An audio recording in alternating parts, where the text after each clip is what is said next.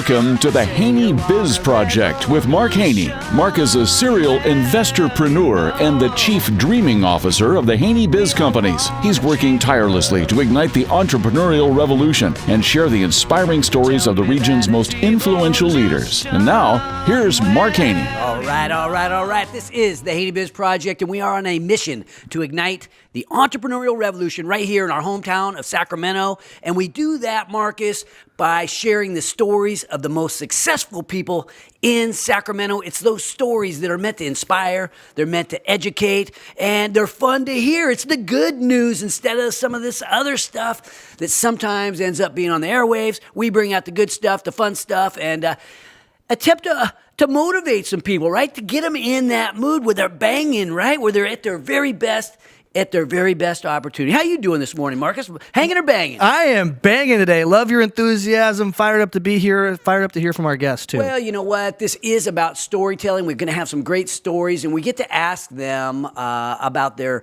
life and how they got to the success levels that they have. And the question is it when you're trying to succeed, Marcus, is it more important who you know or what you know in that quest to succeed? What do you think? Interesting question.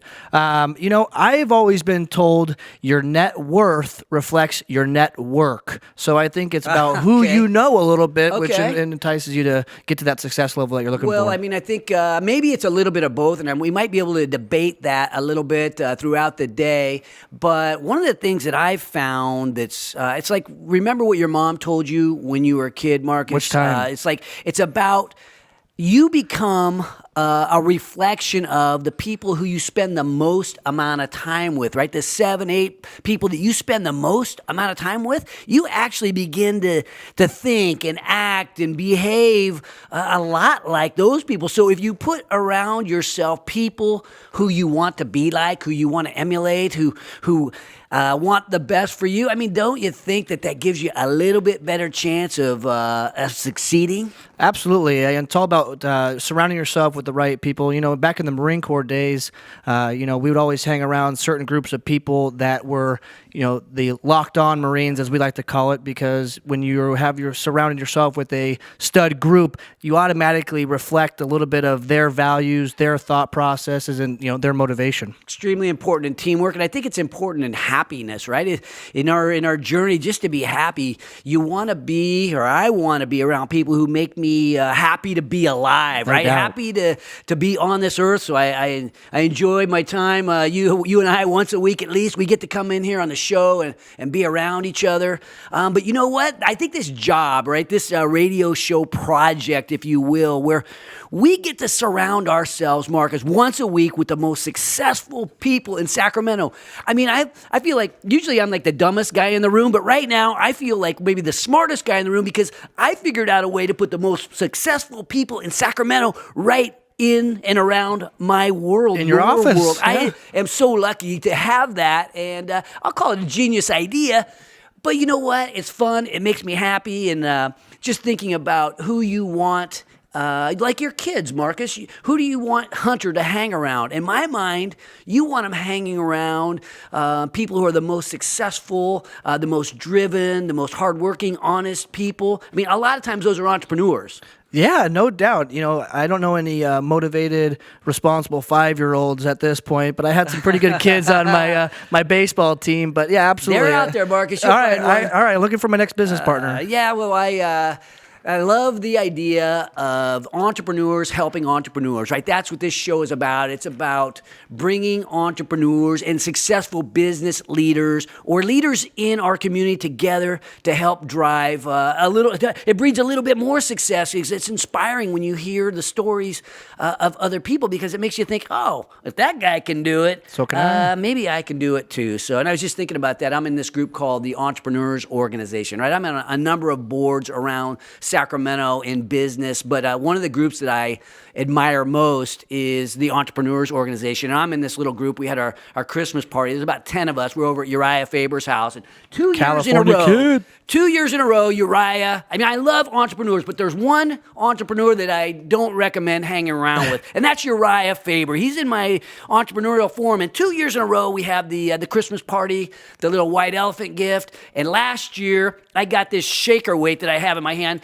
Uriah stole my good gift and stuck me with this shaker weight. It looks like you've got it mastered, though. Yeah, I'm getting pretty good at it after this last couple years. This year, though, he stuck me again, and I have this lava lamp. I forgot to bring it in today, but if there's one entrepreneur that I do not recommend you hang around with, that's Uriah. I can't recommend that guy. Plus, he's pretty tough. Yeah, well, tell him I'm looking for him right now. All right, I'll let him I'm a know. little mad at him right now for sticking me with the shaker weight and the lava lamp. But later in the show, we're going to have some entrepreneurs this week that are going to tell some cool stories. The second one that's going to come up is going to blow you away. It's by Titan Gilroy. He's got an unbelievable story. He's the founder of Titans of CNC, and he's also the winner of the Sacramento Innovation Awards. But coming up after the break, we're going to meet a guy who battles for us small business guys every day. The 6th District of California Assemblyman Kevin Kiley is in the house. Join the revolution at HaneyBiz.com, brought to you courtesy of 5 Star Bank. This is the HaneyBiz Project.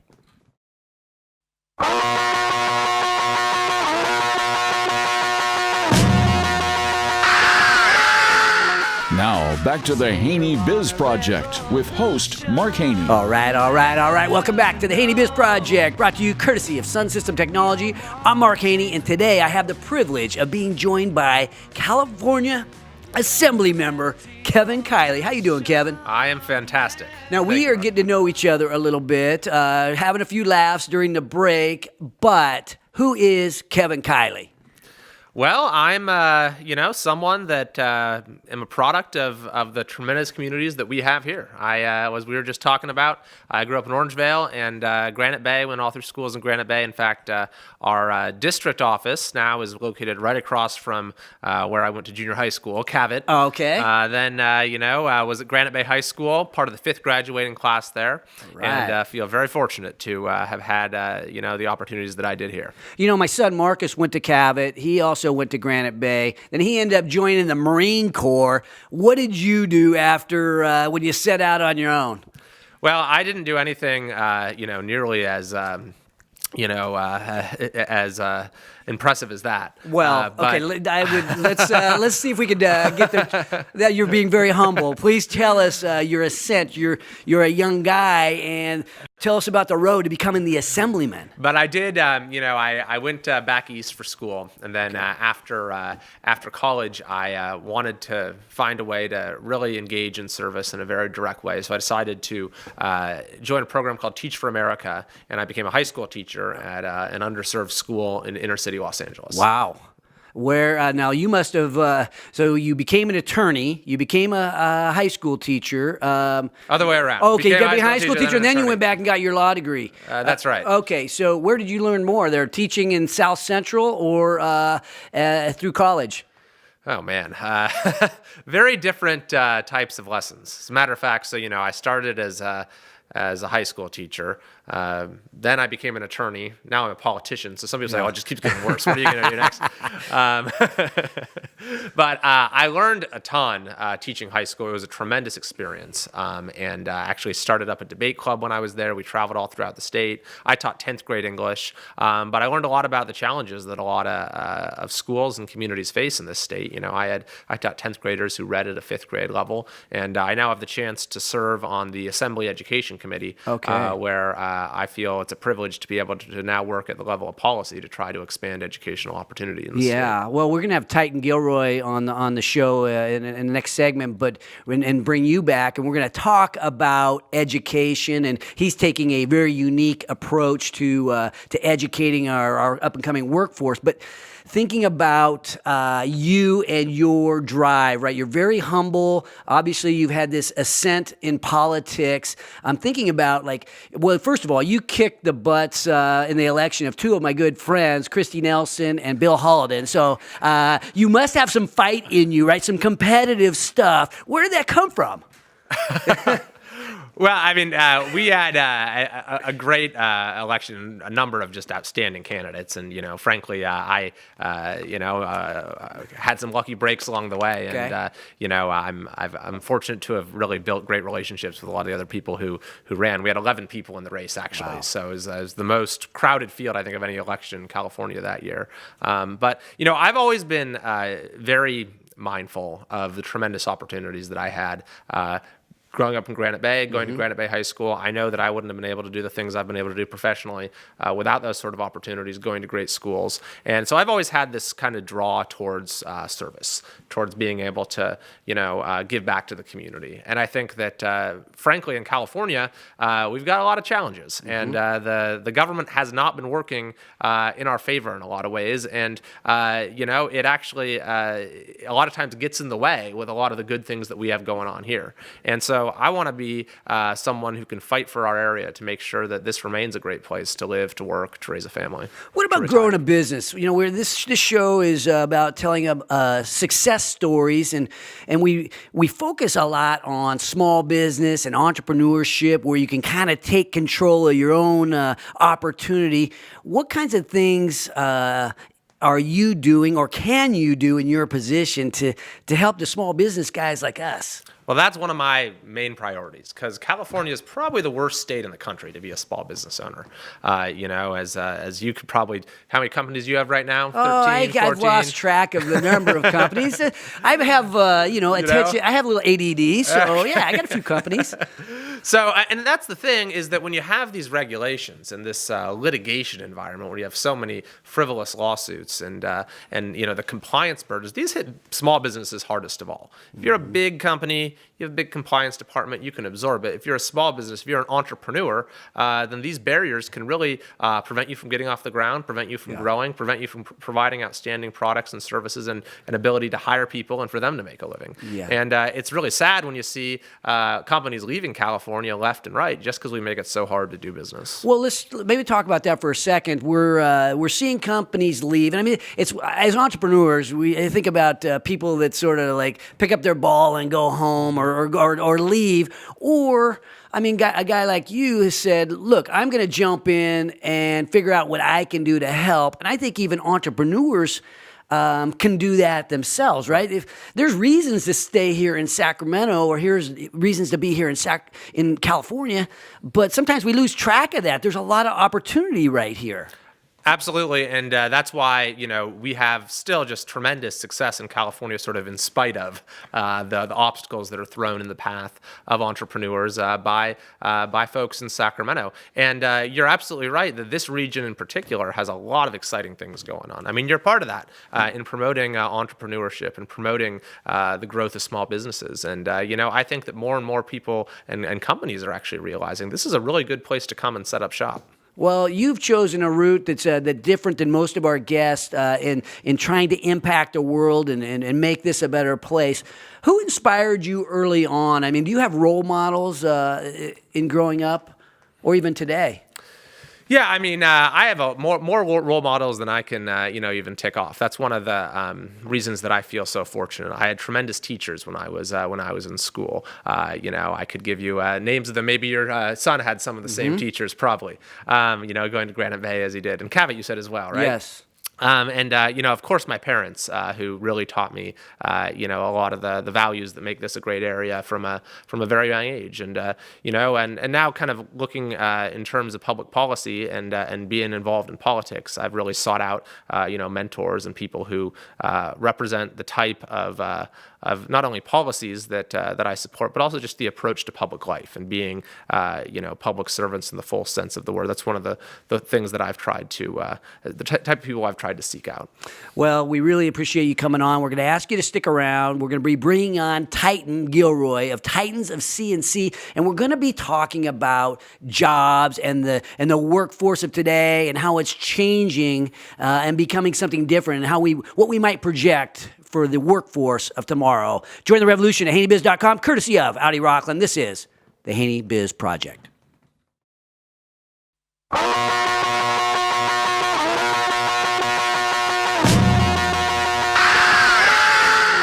Welcome back to Mark Haney, igniting the entrepreneurial revolution with the HaneyBiz Project. Welcome back to the HaneyBiz Project, courtesy of Hub International. I'm Mark Haney, and today I am joined by Titan Gilroy, the founder of Titans of CNC and the winner of the Sacramento Innovation Awards. How you doing, Titan? Oh, I'm doing great. Thank you so much for having me. You bet. I appreciate it. Every time I'm around you, I am inspired, and I am expecting nothing less. Today you won the Sacramento Innovation Awards, and as they presented your award for advanced manufacturing, you took it upon yourself to kind of grab the mic and tell a heartfelt story. Maybe we could hear some of that today. Take us through time and tell us the Titan Gilroy story. Well, I think what I actually said when I accepted the award was that it was funny that the Sacramento Business Journal had named me one of the fastest growing companies in the region back in 2007, where we went from zero money, to making $1 million a month in like 3 years. And then '08 hit, I dropped to the bottom, basically went through crazy adversity. So years later, to be back on that stage and all the things that we'd gone through, it was just such an incredible blessing, and it was awesome. Well, you're back on that stage, getting recognized for innovation and manufacturing. Maybe you can give us an overview of what Titans of CNC is today, and then we'll backtrack in time to get this whole story out.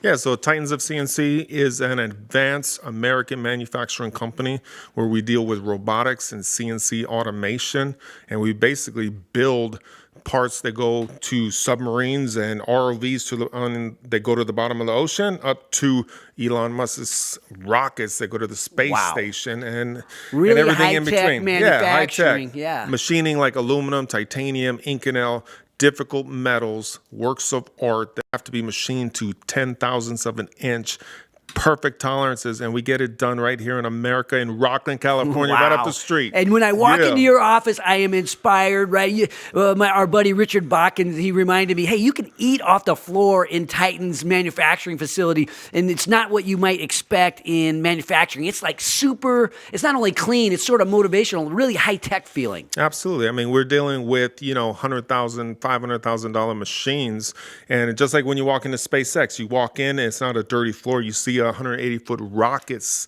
standing there, right? That's going up into space and stuff. So when it comes to our shop, we're about excellence. We're about perfection. We're about selling that every single day.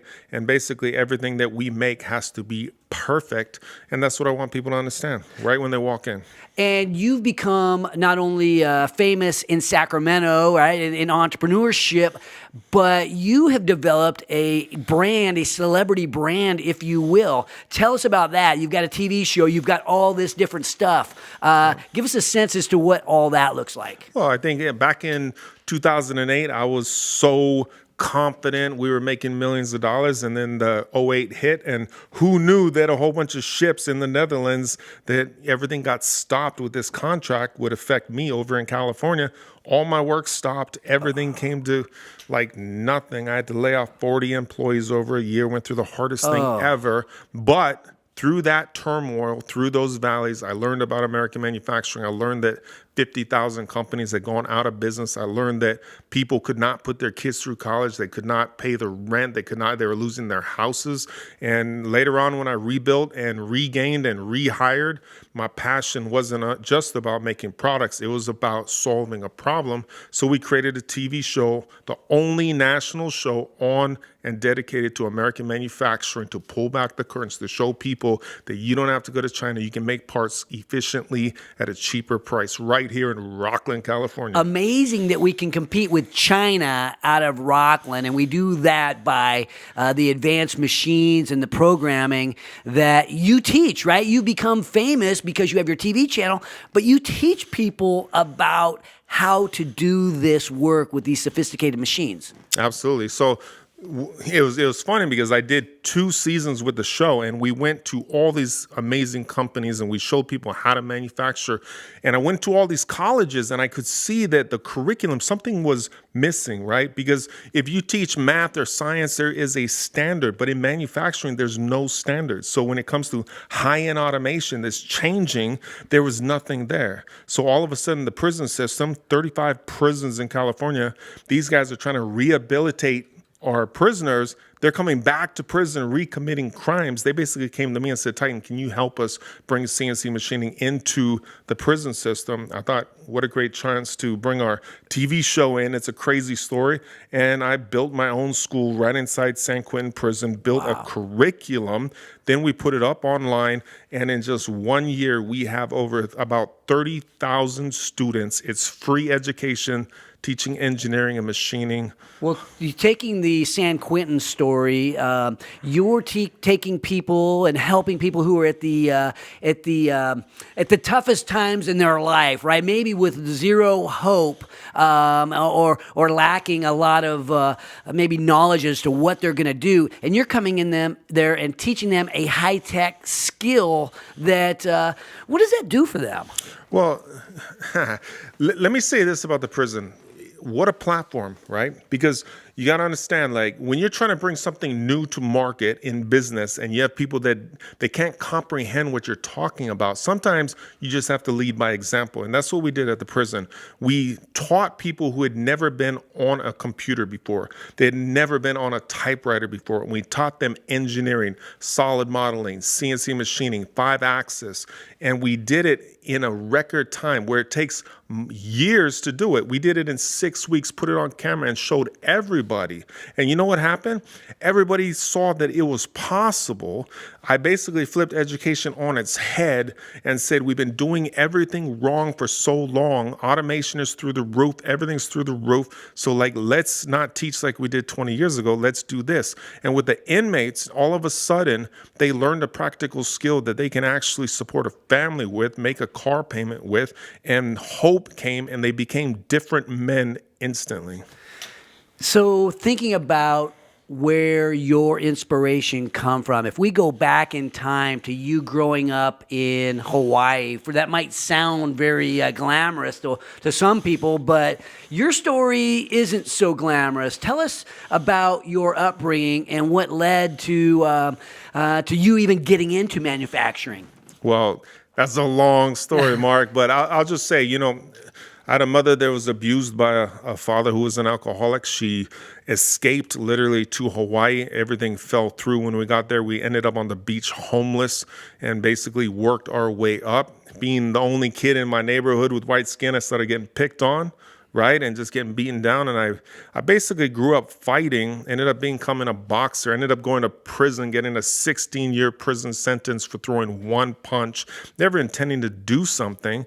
And I went through this hard life. And at 26 years old, I walked into a CNC machine shop. I came from an island. I knew pineapples. I knew nothing about manufacturing. And that's why I believe in manufacturing so much, because I don't have a college education, but you put me in front of a CNC machine without an education, and because of that aggressiveness on the streets, I put it into a machine, and all of a sudden I'm solving big people's problems, and all of a sudden my pay goes up. I'm able to make the rent.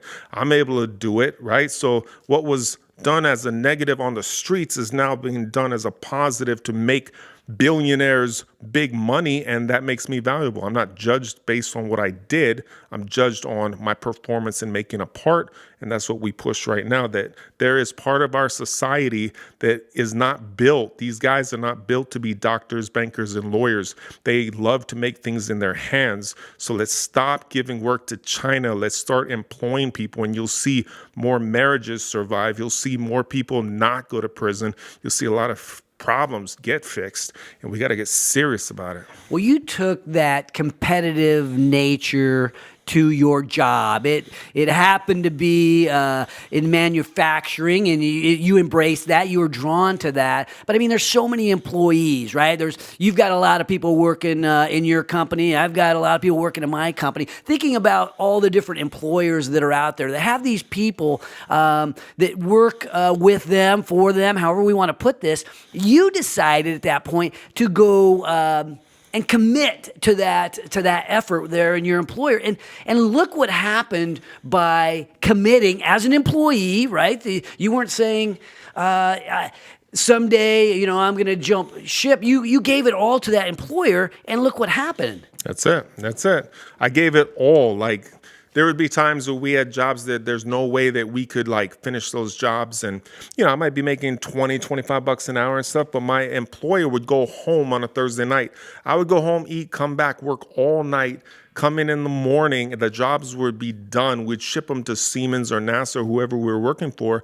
And that took me on a journey to eventually own my own shop, right? And now, as an entrepreneur, as a leader, I believe that passion breeds passion. So I love the fact that when people walk into my shop and they talk to my guys, they're always like, Titan, your guys are amazing. They're so passionate. These guys are young. They're hungry. And I think that's the name of the game. You got to set the vision and you got to go after it. And no prisoners, man. No regrets, right? Yeah. Well, thinking about how inspirational that is, it doesn't matter where you're at. I mean, you started at some low places, you get a job, and you just give everything you have. And anything is possible. Anything can happen if you dedicate yourself to something that you love with that kind of passion. So we're going to ask you to stick around and talk about why you won the Innovation Awards. It had to do with your education program, not just the rocket parts that you make for Elon Musk, but how you've developed something in education that is really very revolutionary, and how that affects not only Sacramento and California, but the rest of the country. When we return, we will also be joined by Kevin Kiley. It's going to be a great show. Join the revolution at HaneyBiz.com, courtesy of Greenberg Traurig Law. This is the HaneyBiz Project.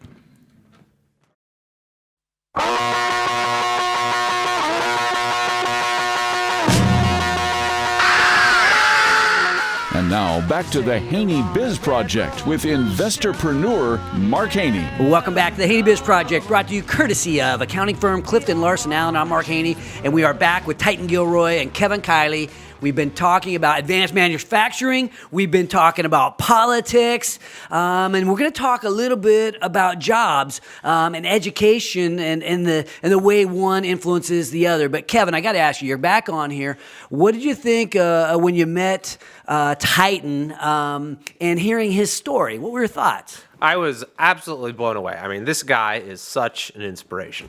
Not only his personal story, how, learning a craft and applying himself to it turned his life around, but now how he's actually doing that same thing for countless people throughout this area and throughout this state. I've been to his facility, and it is amazing, the stuff they're turning out over there. Well, it's amazing how sometimes we stereotype people. We're talking about that during the break. We have a politician that grew up in Granite Bay, and this sort of image comes to mind. And we got this guy who grew up on the streets of Hawaii and was a fighter and served time in prison, and he's got some tattoos, and he looks like a very bad boy. But both are leaders in our community and in helping small business and helping the next guy in line. So Titan, just kicking it over to you a little bit.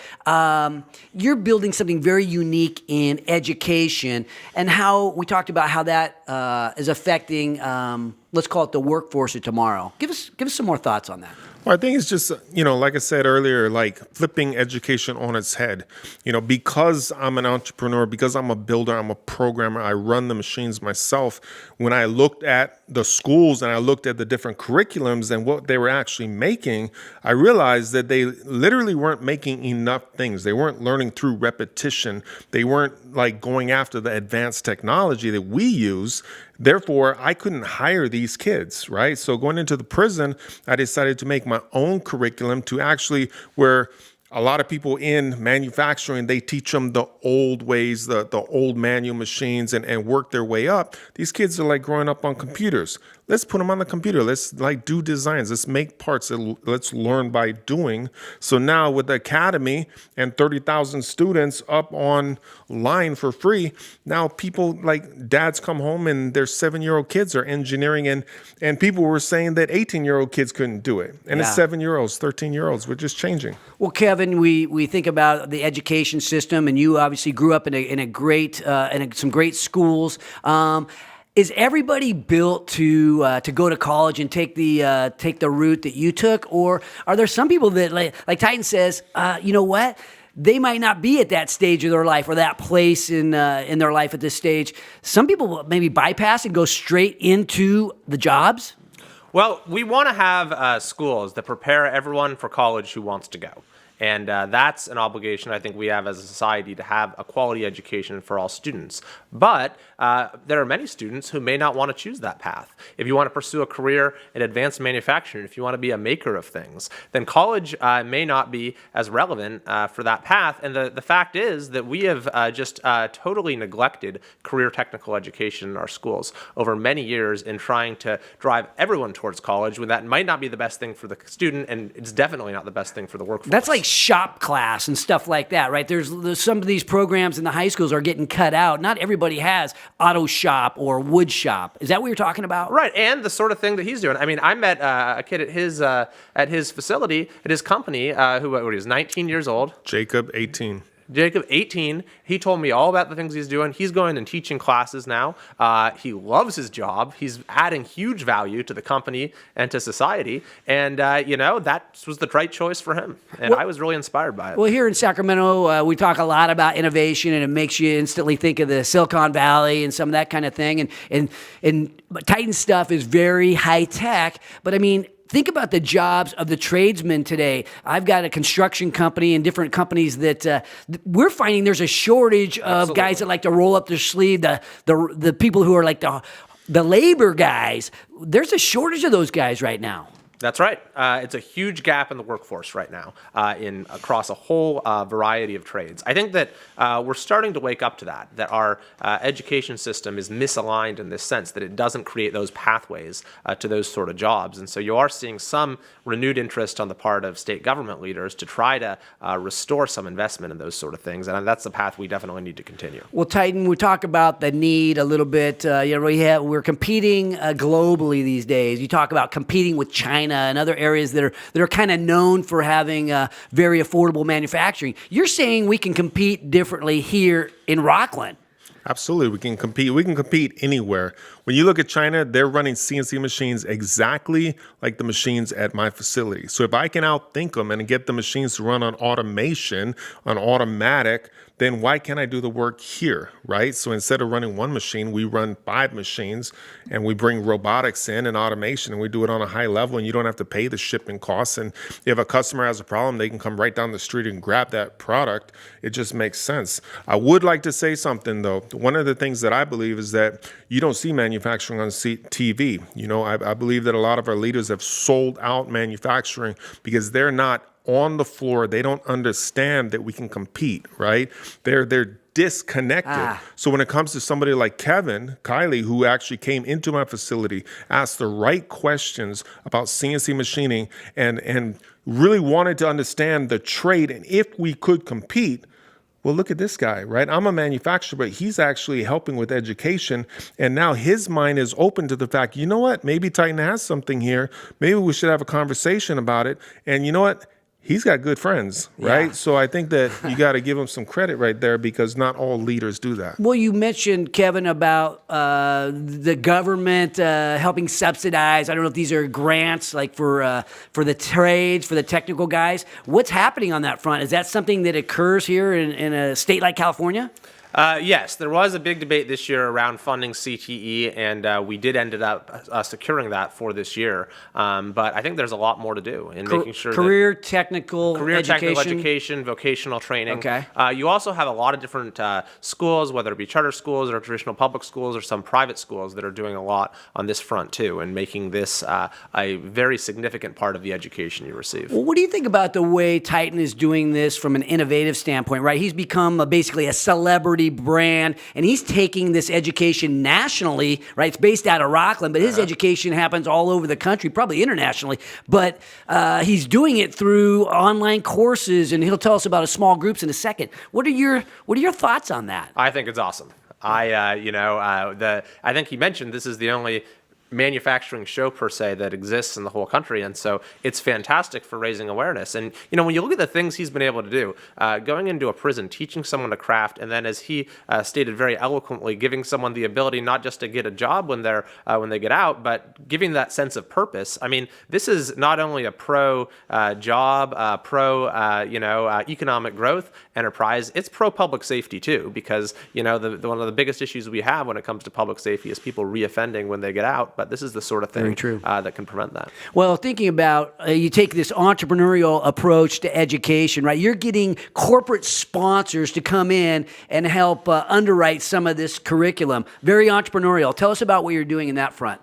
Well, one of the things is, machining, making parts for aerospace companies is my business, is how I make money. So when I actually now have a new passion of doing education, there's money being given to the schools, but who builds the curriculum? Nobody really thought that we're giving hundreds of millions of dollars to all these schools. Math teachers are becoming shop teachers, but we fail to realize something really important. There's zero curriculum, right? So I've taken on that challenge to do it correctly. And because I had the TV show, because I have a massive audience, just like NASCAR races with, whatever sign on their car, big companies, billion-dollar companies, they see me and I run their machines. I run their tools. And that's how I've been able to fund it, keep education free. And one of the exciting things in California is CTE. I'm actually working closely with them, and we're setting up little teaching seminars where I'm meeting with all the California teachers to teach them how to teach the academy. So they're actually coming to the table. We're talking now, and we're going to just mentor all the teachers so that they can teach the Titans of CNC Academy to our kids, so we can actually take care of all these aerospace companies that are like skyrocketing right now. And we only have about a minute left, but maybe I'll give each of you a chance. We're in my hometown, Kevin. This is your hometown. It's now Titan's adopted hometown here in the Sacramento area, and we're sitting here in Rockland. What would you say to somebody who's thinking about starting a business, thinking about chasing their dream? Is now the time to do it? Kevin? Absolutely. I mean, I think that when it comes to pursuing your dreams, now is always the time. But especially when it comes to being an entrepreneur in this area, I think that, there are a lot of great opportunities. And as I said before, sometimes our state doesn't make it easy. But we have folks like HaneyBiz, as well as some very, involved and helpful local chambers of commerce to connect with that can help you, get on your feet and, make that business that you want to lead into a success. Titan, closing thoughts about helping the next guy in line. Is now the time? When is the time? And what should we do if we're thinking, we might want to tap into that motivation that's inside? Well, I think that, when I was losing everything in '08, I was like literally laying people off, and I talked to a businessman that gave me the best advice, and they said, Titan, they can take everything from you, but they cannot take your talent. And I think that gave me fearlessness to actually make deals, to go after things that nobody else would, because what's the worst that could happen? I knew I could solve people's problems, right? So you just got to move forward. If you believe in yourself, if you put the work in, and you're well-rounded in that craft, and you have a niche, then you need to fight. You need to grind, and you need to make it happen, because you're the guy. You're the only guy that's going to do it.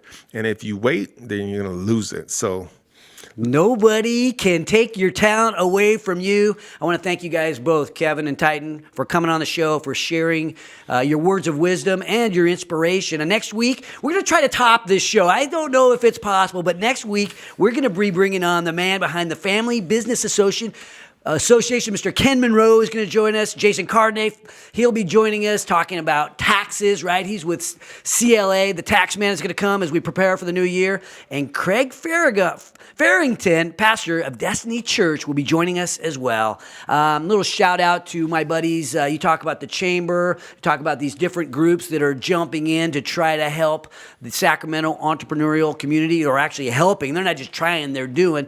And one of them is the Entrepreneurs Organization of Sacramento. These are entrepreneurs who get together. It's a little bit like like AA for entrepreneurs, right? We get to come in and confess our sins and make friends along the way. And I think you want to surround yourself with the people who you want to be like. And I like being around the entrepreneurs, and that's what the Entrepreneurs Organization is all about. When we return, I will share my takeaways, some closing thoughts about who you know or what you know, which matters most. Join the revolution at HaneyBiz.com, courtesy of Ethan Conrad Properties and financial advisors, Stifel Financial. This is the HaneyBiz Project.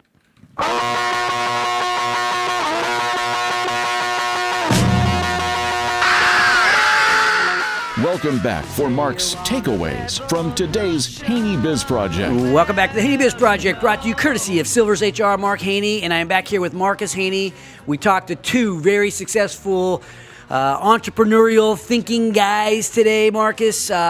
It made me think about surrounding ourselves with people who are successful, and that is helpful to us. Our moms were right? You end up becoming a lot more like the people you are hanging most around. Closing thoughts, takeaways today, Marcus? Yeah, just thinking as I was listening to the show of both Kevin Kiley, Assemblyman, and Titan Gilroy, of how great the future looks for our area, for my son growing up in this region, of having guys like Titan go out on his own, turn the education upside down, and really do something for folks out there that like working with their hands.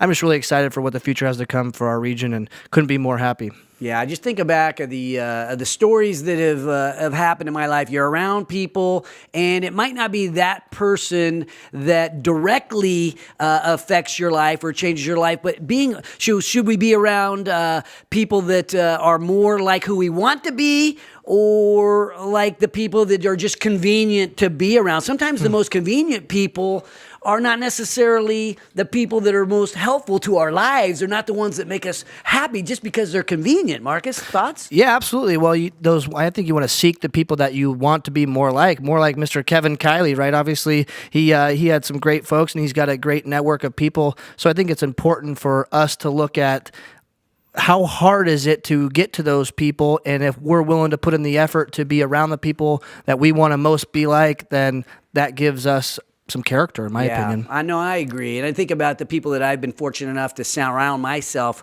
with. I mean, Roger Akers, Akers Capital, right? A newer friend from being on the show. And he's got a no jerks policy, right? He shared with us, like, hey, I just eliminate those people from my life, or I stop being around them. I mean, couple of things that I know about winning is surrounding ourselves with the right people. I've been talking about that for a few years now, but it seems to me that the person that you need to know best is yourself. And the thing that you need to know best is what you're all about inside, right? What you're good at, what your talent is, as Titan discussed. It's like, if you can think about what you're good at, what your talents are, maybe even things that maybe you're not that good at, it's so helpful. And so the first thing I'd say as an entrepreneur that we might want to consider is, who are we, and what do we want in life? What's our why, right? And because we know two things for sure, Marcus, right? Nobody goes through life